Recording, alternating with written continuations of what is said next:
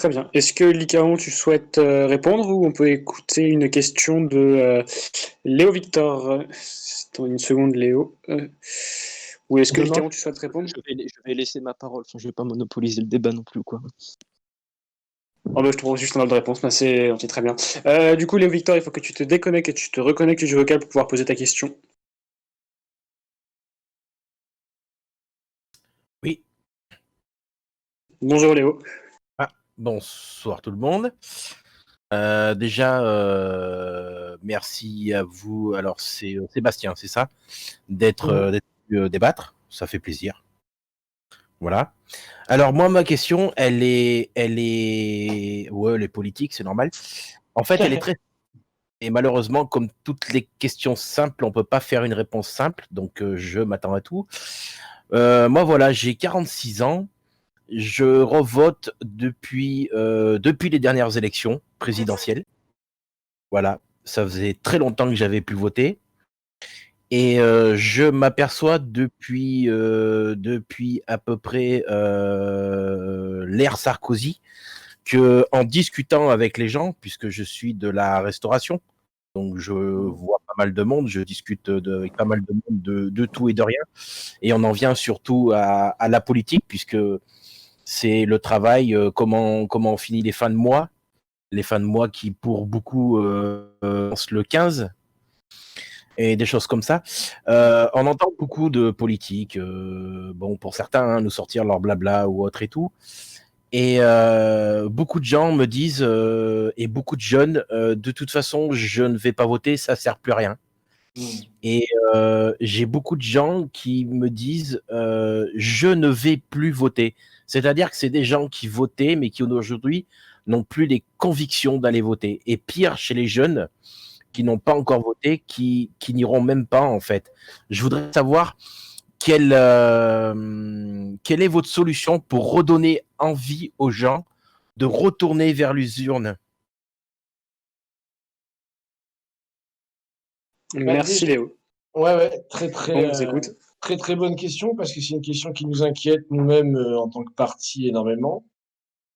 Je répondrai d'abord par un petit historique parce qu'il y a une raison à ça. C'est-à-dire qu'avant, les gens en France, c'est ce que je disais tout à l'heure, c'est-à-dire qu'il y a, malgré ce que tu dis, malgré ce que nous aussi on voit sur ce désengagement, on voit que ça va revenir. On voit que les gens ne croient plus à ce truc, je vais m'en sortir dans mon coin, je vais devenir maraîcher au fin fond de je sais pas quoi de la planète. Il y a une sorte de désillusion par rapport aux solutions locales. Je veux dire, tout le monde sait aujourd'hui dans le contexte, en plus de guerre que j'ai présenté au début, que si ce genre de choses arrive, ou des nouveaux cracks bancaires, ou des choses comme ça, bon, on aura beau avoir fait tout ce qu'on peut dans son jardin, ça va pas suffire. Bon. Donc je pense que petit à petit, et c'est là, faut pas désespérer, hein, petit à petit, nous, c'est notre rôle, c'est repolitiser les gens. Nous, on le fait au quotidien. Donc ça, c'est l'avenir. Mais si on regarde l'historique des choses, je dirais que on s'est fait couillonner parce que la France est un pays politique, toujours été politique. Et jusque dans les années 80, 90 pour être précis, les partis politiques étaient financés par leurs adhérents. Donc les partis politiques, d'ailleurs nous on est un des derniers partis politiques à avoir des équipes de militants tous les jours sur le terrain, et je dis bien tous les jours, on a des équipes de militants qui posent une table à tel endroit, telle ville, tel ceci, tel cela. On met un stand et on essaye d'arrêter les gens. Vous pouvez regarder notre page Facebook, Solidarité et Progrès. Tous les jours, vous avez des photos de militants qui sont en train d'essayer de repolitiser les gens. Et ça marche tous les jours. Vous voyez, par exemple, aujourd'hui, on a milité, 2 personnes se sont abonnées à notre journal. Voilà, puisqu'on a un journal, on pourra après si vous voulez. Donc, je veux dire, il faut faire le boulot. On peut pas rester dans la théorie. Si tu bouges pas ton cul, excuse-moi l'expression, oui, les gens vont pas aller voter. Il faut aller les voir, il faut les remobiliser. Donc ça, c'est un premier point. Mais sur l'histoire de ça, parce que comme je disais, avant, il y avait, je crois il y avait 7 à 8 millions de gens qui étaient engagés dans des partis politiques, parce que les partis politiques, pour se financer, étaient financés par les adhérents, c'est-à-dire les gens payaient une adhésion et ça finançait le parti, et en fonction du nombre d'adhérents que vous aviez, vous pouviez financer vos campagnes. Donc ça a duré pendant très longtemps, hein, d'après-guerre jusqu'à la fin des années 90. Et après, il y a un changement dans la loi. C'est Chirac, hein, où, soi-disant pour éviter l'ingérence étrangère, enfin plein de sujets divers et variés qu'on a inventés, on a dit que les partis politiques seraient financés par l'État. Donc aujourd'hui, les partis politiques sont plus financés par les adhérents et on est passé d'environ 6,5 ou 7 millions ou 7,5, je ne sais plus exactement le chiffre, hein, ça se retrouve facilement, d'adhérents dans les partis politiques, parce que les partis avaient besoin des adhérents, à aujourd'hui, je crois qu'on n'est même pas à 400 000 adhérents dans les partis politiques. Et encore, vous savez que pour être, par exemple, adhérent à La République En Marche ou à des partis comme ça, aujourd'hui, vous avez juste à faire un clic sur Internet et quasiment vous êtes comptabilisé comme adhérent. Donc, pour 1 euro. Mais on n'est même pas à 400 000 adhérents dans les partis politiques. Parce que justement, les partis politiques ont décidé de se passer des gens. Les partis politiques français, c'est-à-dire la droite héritière de Mitterrand et la gauche héritière de Mitterrand, même si on peut en douter, la gauche héritière de Mitterrand et la droite héritière, de Chirac, ont changé les règles du jeu et on dit voilà, maintenant les partis politiques sont financés par l'État. Et à ce jour, vous avez par exemple La République En Marche, je me trompe peut-être, Monsieur Licaon pourra nous donner le chiffre. La République En Marche a touché le 1er janvier de cette année 23 millions d'euros. 23 millions d'euros au nom du financement des partis politiques de l'État. Donc ça, c'est un des plus grands scandales de la République, parce que c'est pour ça qu'en fait que ça fait 30 ans qu'on a toujours les mêmes partis. Parce qu'ils ont l'argent de l'État, ils peuvent présenter des candidats à l'élection législative, présidentielle et municipale, etc. Et ensuite, j'oubliais un des aspects de la loi, oui. Pour toucher cet argent de l'État, il faut avoir c'est au prorata de vos élus à l'Assemblée nationale. Donc, si vous n'avez pas d'élus à l'Assemblée nationale, donc vous ne pouvez pas toucher l'argent de l'État.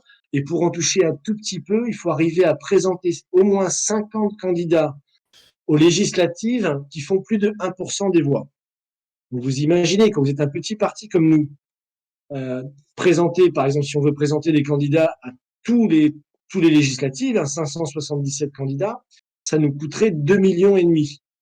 Or, nous, notre budget, il est de à peine 400 000 euros. Donc, on ne peut pas se présenter aux législatives. Et les législatives, si vous dépensez 2 millions d'euros, vous n'êtes remboursé que si vous faites 5%. Ça veut dire que les petits partis ne peuvent pas se présenter parce qu'ils, non seulement ils n'ont pas l'argent, mais en plus, ils sont sûrs de ne pas faire 5%, donc ils sont sûrs de perdre tout cet argent.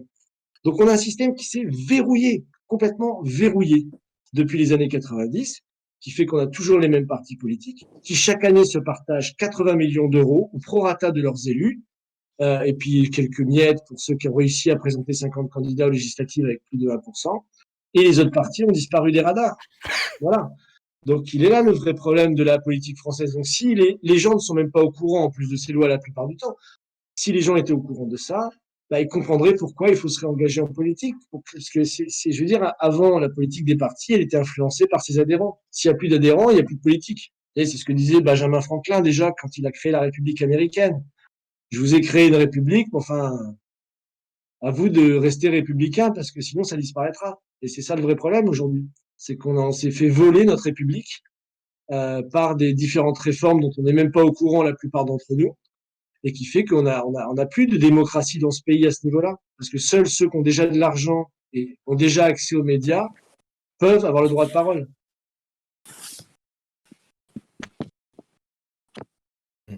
Je peux me permettre de rajouter un truc? Ah ben moi ça me dérange pas. Hein. Pas de souci. Ok.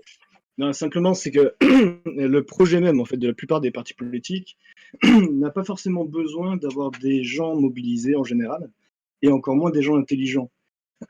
C'est-à-dire que Balkany, Macron, un certain nombre de gens qui peuvent être inquiétés sur certaines affaires sont pas forcément pressés de voir les gens avoir une méthode scientifique, avoir une méthode d'aller chercher des informations sur le net, de passer leur soirée non pas sur Netflix mais essayer de comprendre ce qui se passe dans le monde et tout ça. Et ce que nous on essaie de poser, c'est ce qu'avait fait Kennedy, pardon, quand il avait lancé la mission Apollo, quand il s'adressait à la population en disant que les États-Unis ne faisaient pas ça parce que c'était facile, mais parce que c'était difficile. C'est que ce devant quoi on est, c'est non seulement un problème économique, etc., mais un problème culturel où en fait on a besoin non seulement que la majorité des gens aient une capacité à penser par eux-mêmes, qu'ils soient souverains individuellement, et qu'ils puissent bosser à améliorer les conditions pour l'eau, pour l'énergie, pour les transports dans les territoires, en France, ailleurs dans le monde, etc. Donc, en fait, la politique en tant que telle, en soi, les politiciens ne servent à rien. Un politique ne sert à rien tout seul. Il sert à quelque chose s'il va chercher les gens pour ce qu'ils savent faire et s'il s'organise pour que les gens puissent bosser. On l'a vu pendant la crise avec le Covid, l'État n'a pas joué son rôle quand il s'agissait de combler le manque de masques. Donc, en fait, il s'agit d'avoir un projet dans lequel on va chercher à organiser les 60 millions de Français, aussi bien quand le pouvoir sera accessible que d'ici là. La question le besoin de mailler le territoire de gens qui réfléchissent et tout ça, c'est maintenant et c'est absolument nécessaire plus tard. Je peux rebondir là-dessus? Mhm. Alors déjà, d'une chose, j'entends beaucoup et je fais partie de ces personnes où aujourd'hui on a des élus.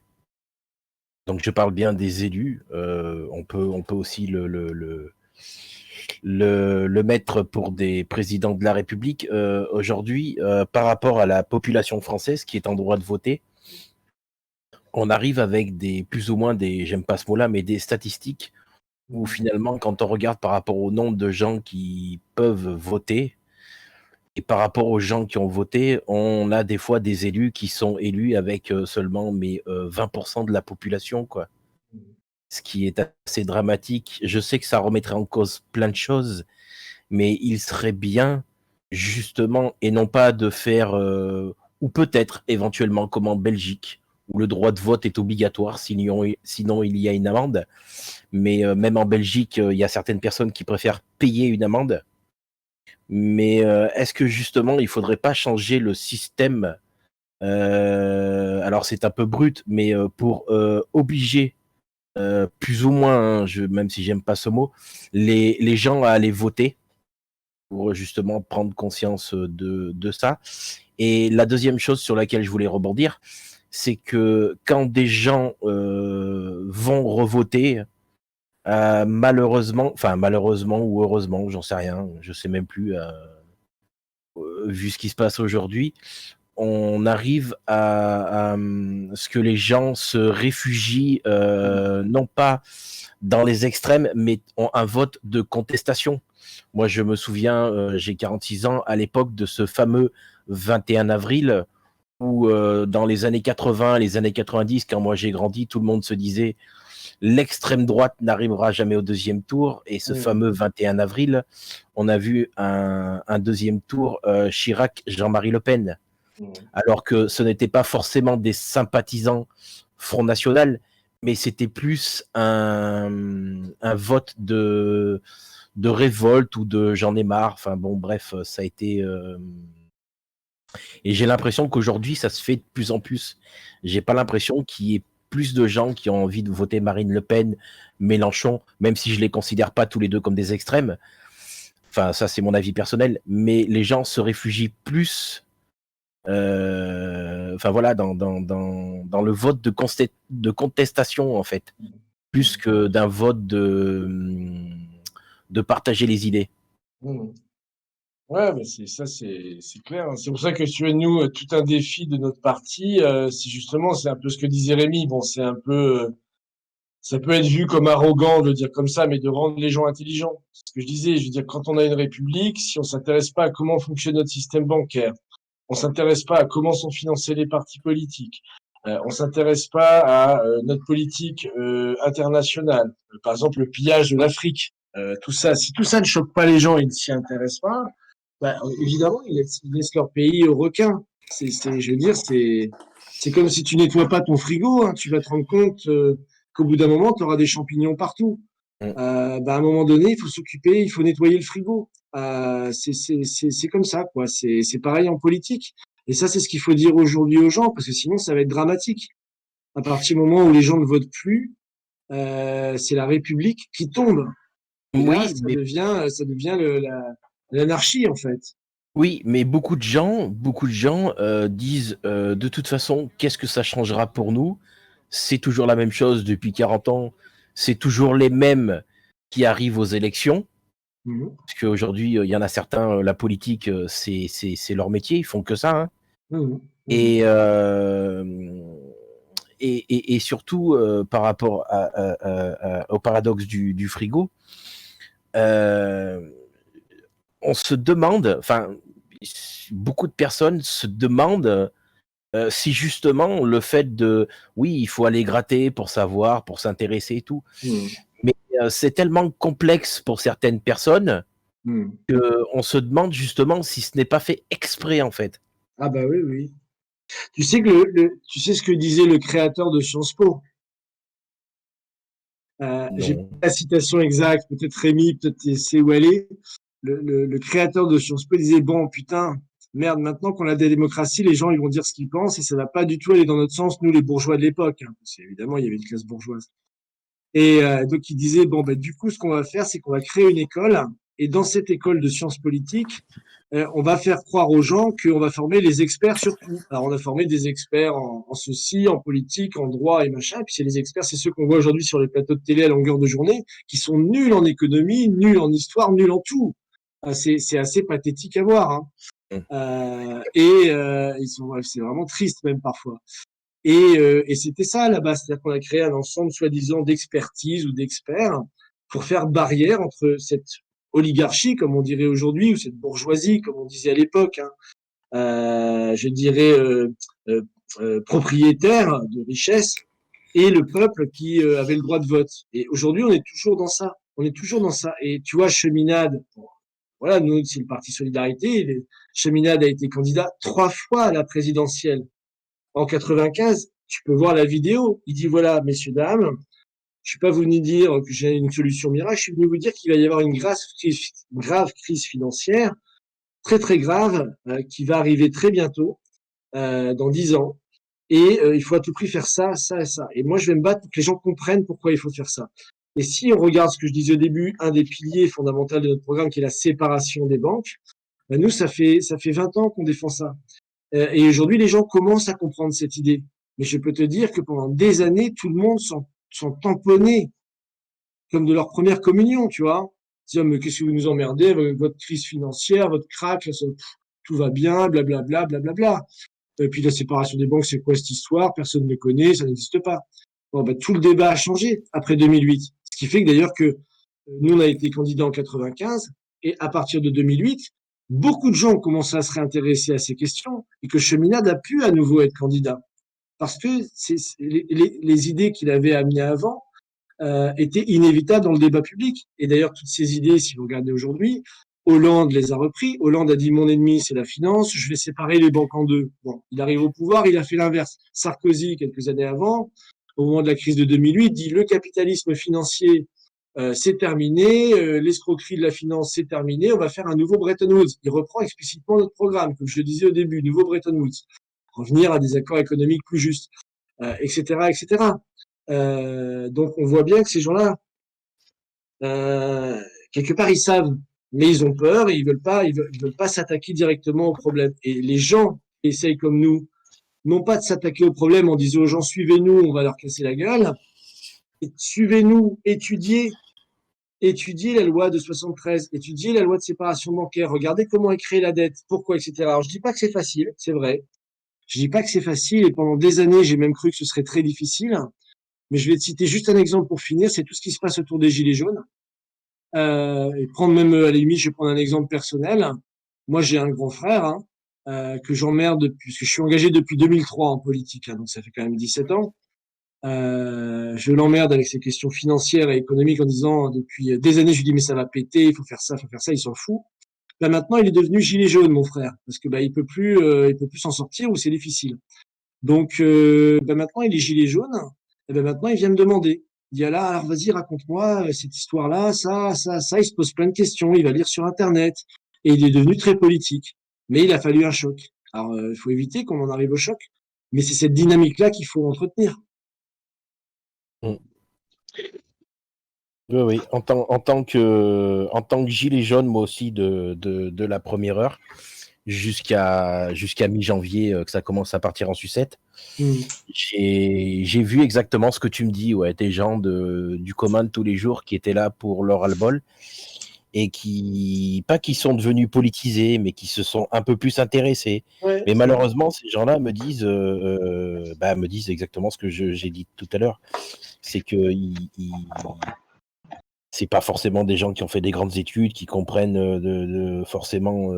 Non, mais ils peuvent comprendre les principes de base. Hein. Ouais, voilà, ils comprennent les principes de base, mais malheureusement, ils disent c'est compliqué pour nous. On se demande si c'est pas fait exprès justement, quoi. C'est ça le problème. Oui, Et c'est mais que c'est des pour gens, ça que nous, on doit intervenir pour leur remettre les choses à l'endroit. Tu prends l'exemple. c'est des gens qui se disent, bah écoute, je m'en fous, j'irai voter Marine et puis voilà. Ouais, bien sûr. Alors que moi, le dernier mec qui m'a dit ça sur un rond-point des Gilets jaunes, je l'ai regardé, j'ai dit, t'es sûr, Mustapha, tu veux voter Marine Le Pen? Il me dit, ouais. Ben, je dis, ils vont dire quoi dans ta famille? Ouais, il me dit, je m'en fous, de toute façon, j'ai déjà un frère qui vote pour Marine. Ouais. Ouais, ça en met certains en PLS, quoi, mais bon. Ouais, bien sûr. Ouais, il y a Lycaon qui voulait un droit de réponse, vu qu'il y a encore quelques questions. Si on peut avoir Lycaon qui voulait répondre sur un point que vous aviez abordé sur Macron. Lycaon voudrait défendre le leader de son parti, le président de la République. Du coup, on t'écoute, Lycaon. Va-t-il oser? Ah, mais vous savez, monsieur Périmoni, en plus, vous avez fait une grosse erreur parce que vous avez dit qu'on avait qu'on avait du coup donné le financement public au parti depuis 2000, mais c'est faux. En fait, c'était depuis 1888 et 1990, ces amendements du 11 mars. En 2000, on a simplement réduit la capacité financière justement des partis par l'État, mais se dire que même votre parti en 96, il ne fait pas un pourcentage assez important pour pouvoir avoir du financement public, mais s'il dépassait les 5%, il aurait ce même financement. Après, vous le savez très bien aussi que le financement, ça fait pas tout, parce que par exemple, En Marche, en 2016, n'avait pas accès aux prêts bancaires, ni même aux aides d'État. Donc il a dû passer par un autre système de dons, etc., d'adhérents, etc. Et aujourd'hui, il a réussi. Pareil pour le parti animaliste, qui, je rappelle, a fait aussi un meilleur score que vous aux européennes, a fait quand même 2%, a même battu des partis comme Florian Philippot, juste uniquement avec un système de dons, et en plus avec des bulletins qui n'étaient même pas dans toutes les mairies. C'est-à-dire que leur militantisme était bon. Quand vous disiez oui, nous on est les seuls militants à être sur le terrain, la plupart des partis, croyez-moi, sont sur le terrain. C'est d'ailleurs le jeu politique. Si on avait mis des chats et des chiens sur nos affiches, on aurait fait 1,5%. Mais bon. Ah, mais peut-être, il faut changer de stratégie. Enfin, je sais pas. Ah bah oui, non, je. Mais le parti animaliste, c'est aussi un parti que je mets dans ce que j'appelle les partis d'extrême. C'est-à-dire que les gens, ils en ont eu marre de voter République en marche, PS ou LR. Ils voulaient pas voter FN ou Mélenchon. Ils ont dit, bah tiens, parti animaliste, j'aime bien les animaux, et paf. Voilà, c'est tout en fait. C'est le système même de la démocratie. Je veux dire, chacun trouve un peu son bonheur partout. Et d'ailleurs, monsieur Périmoni, j'ai aussi trouvé assez cocasse que vous parliez un peu de Sciences Po, puisque je vous rappelle quand même que, enfin, je suis désolé de vous dire ça, mais monsieur Cheminade a quand même fait HEC et l'ENA. Donc bon, je veux dire, quand vous dites oui, il y a des faux experts, bon. Oui, non, mais. Mais bon, votre chef de parti lui-même, et même d'ailleurs les principaux partis qui critiquent un peu tout ce qui est ENA, etc., ont fait l'ENA aussi. Donc. Sachant qu'en plus, Cheminade est aussi Monsieur Cheminade a fait l'ENA, oui, il a critiqué l'ENA, mais il n'est pas contre les écoles de commerce et l'ENA, au contraire, il est même pour. Hein. Oui, mais justement, vous parlez ça dépend comment elles sont orientées. Vous parliez de Sciences Po. Oui, j'ai parlé de Sciences Po. Relisez ce que disait Émile Boutmy sur la création de Sciences Po, ça vous fera rigoler. Je l'ai mis dans le forum. Ah. Oui, du coup, il nous reste encore quelques questions si vous voulez faire la troisième partie de débat. On va reprendre les questions. Justement, on parlait du parti animaliste. Il y avait Alexis, je ne sais pas s'il est toujours présent, Alexis qui voulait poser une question sur les animaux. Du coup, Alexis, on t'écoute. Si tu peux parler ce soir. Alors oui, j'avais posé plusieurs questions, donc je les ai pas notées, mais de tête, j'avais une question par rapport à votre position sur le RIP.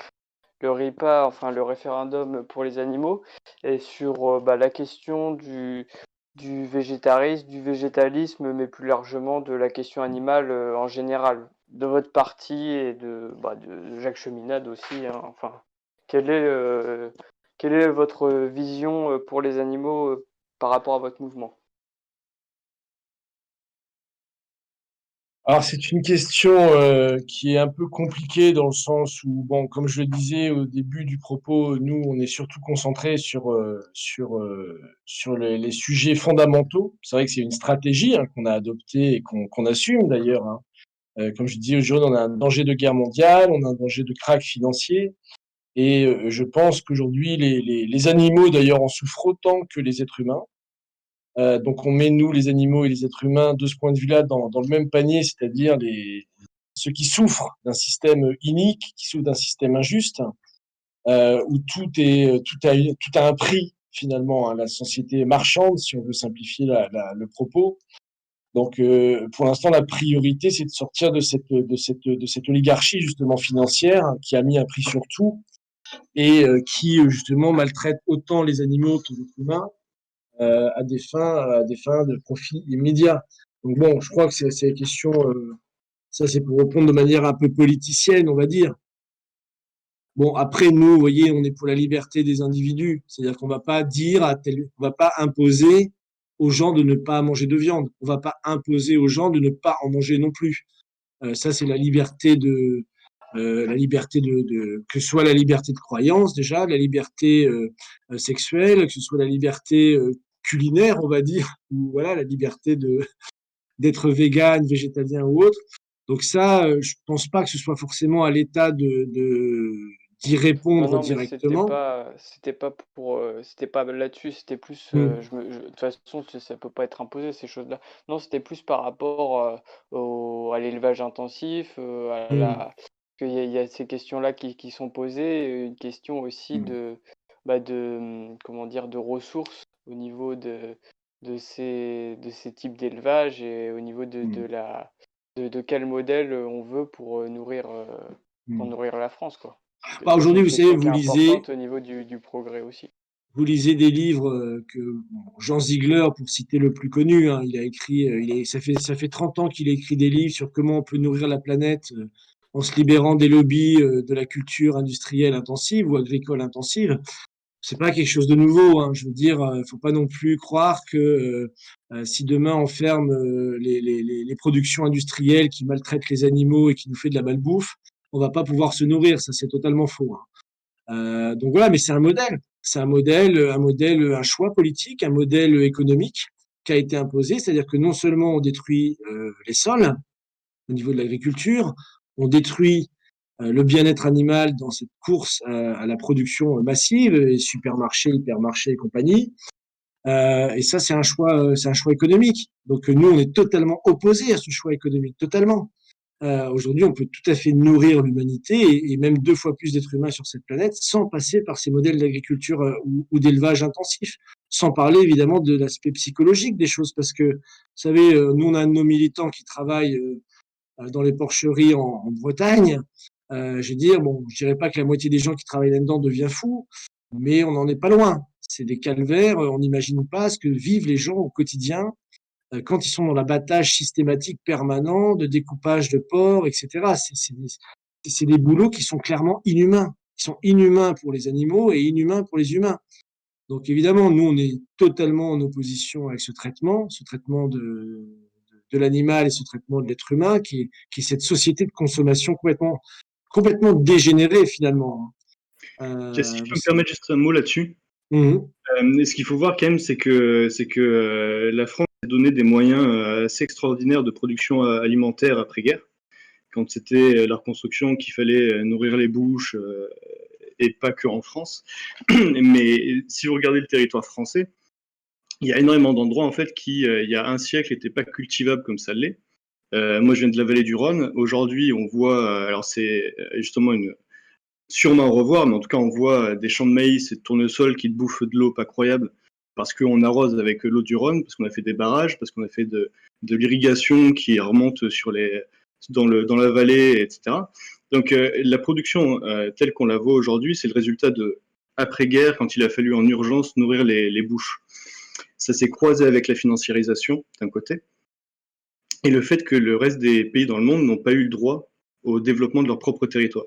Donc, quand aujourd'hui on entend qu'il manque des terres arables dans le monde, c'est pas un fait naturel éternel.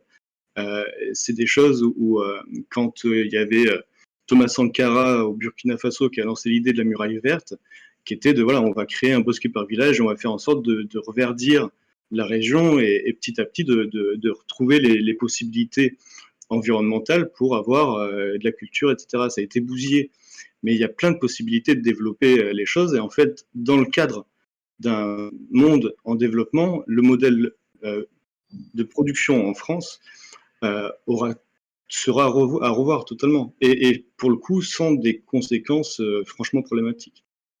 Donc, il faut vraiment voir, je pense, le contexte. Voilà. Oui, puis c'est quand même un paradoxe qu'aujourd'hui, avec tous les traités justement de libre-échange, on nous impose, l'Union européenne nous impose ce genre de traités transatlantiques et autres, qui fait qu'aujourd'hui, un peu comme on a détruit l'économie africaine d'ailleurs, on nous importe des poulets encore plus dégueulasses ou de la bouffe encore plus dégueulasse du Brésil ou d'ailleurs, et que nos éleveurs de bœuf ou de viande française sont en train de se suicider parce qu'ils n'ont plus de débouchés. Donc on a un système qui est totalement injuste. Et c'est en ça, nous d'ailleurs, qu'on défend clairement, officiellement et fièrement le protectionnisme économique à ce niveau-là. Justement, par exemple, vous aviez parlé du coup de Thomas Sankara, l'Afrique. Du coup, sans transition, une question de Deep, qui n'a pas de micro, il me semble, qui demandait: connaissez-vous Kémy Séba et que pensez-vous de son action? Je m'adresse à Monsieur Perimoni, qui me semble, vous êtes le spécialiste de l'Afrique au parti de Monsieur Cheminade. Du coup, on vous écoute. Alors, bon, nous, on n'a pas de spécialistes, hein. On a des gens qui travaillent plus sur certains sujets que d'autres, mais qui le transmettent. C'est-à-dire qu'on s'auto-éduque les uns les autres pour être tous à la page et tous compétents, que ce soit dans la science, que ce soit dans l'art, que ce soit dans la culture, dans l'Afrique. Voilà, on n'est pas, voilà, on n'est pas justement, on veut pas répliquer ce modèle des spécialistes, hein. Ça n'aurait aucun intérêt. Mais en effet, oui, je connais Kémy Séba. Voilà, je sais qu'il me connaît puisque on a failli faire une conférence ensemble sur le franc CFA il y a quelques temps. Voilà, on a eu quelques échanges pour différentes choses. Que dire? Je pense qu'aujourd'hui, Kémy Séba, ce qu'il a réussi à faire, si vous voulez, c'est à donner l'image de la résistance. Donc, et je pense que dans toute révolution, il faut des symboles forts, il faut des hommes de caractère, des hommes de charisme. Et je pense que ce qu'a réussi à faire Kémy Séba, c'est ça, en brûlant son fameux billet, en se faisant virer de Côte d'Ivoire, du Sénégal, il a créé cette posture de résistant et de martyr qui est très utile pour éduquer les jeunes. Le seul problème, c'est qu'à mon avis, il n'a pas toujours les capacités de les éduquer. Hein, c'est-à-dire qu'il joue la star révolutionnaire, il y a un peu ce côté-là. Et que parfois ça manque de fond. Voilà. Donc moi on a fait d'ailleurs, on avait invité il y a quelque temps à notre assemblée générale en tant qu'invité à quelqu'un qui s'est beaucoup opposé au gouvernement français justement, qui s'appelle Kako Nububko, qui lui a écrit plusieurs livres sur le franc CFA, qui a vraiment travaillé le sujet, qui sait comment on va s'en sortir, comment ça profitera à tout le monde sans que ce soit dans le ressentiment. Il n'est pas dans une approche revancharde. Donc, il y a des gens comme lui, des économistes comme Ndongo Sambasila aussi, qui a écrit un livre sur le franc CFA et la France-Afrique, qui sont très intéressants. Donc voilà, je pense que dans un combat révolutionnaire, et c'est ce que mène l'Afrique aujourd'hui pour se libérer du franc CFA et de la curatelle financière française, je pense qu'il faut du Kémy Séba, il faut du Nububko et du Ndongo Sambasila, parce qu'il faut du fond et de la forme. Voilà. Très bien. Du coup, prochaine question qui nous vient de Ubito.